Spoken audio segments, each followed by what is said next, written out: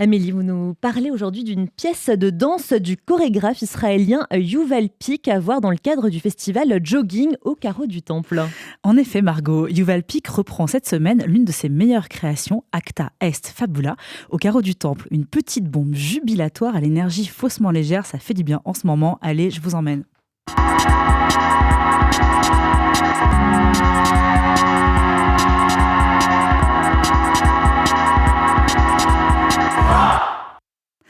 André Martin, c'est pour l'instant seul en scène. Il crie.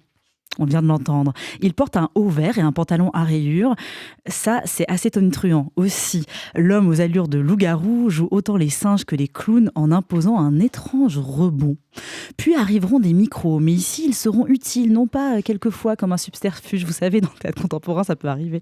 Oui, utile, car Acta Est Fabula est une réflexion sur l'être ensemble, entendez autrement le cœur.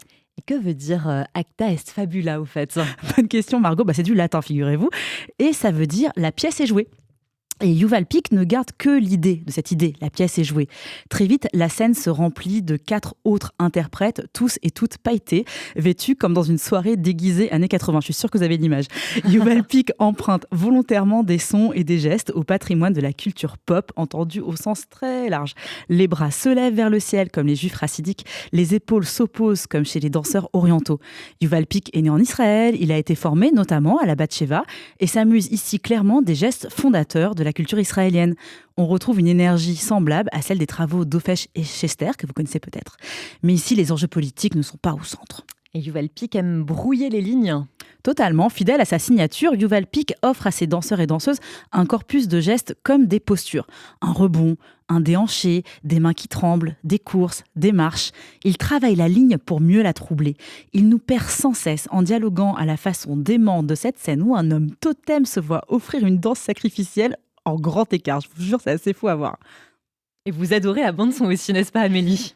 Oh que oui, le son est très important. Ici, je peux même dire que Yuval Pic transforme ces magnifiques interprètes extrêmement incarnés en porteurs et en porteuses de son. On entend par exemple la fin de la célèbre version live de Purple Rain, la voix de Dalida, The Clash, mais ça sert toujours à donner le là. C'est jamais là pour être joli ou illustratif. Acta Est Fabula est vraiment une pièce fabuleuse qui sait être sombre aussi.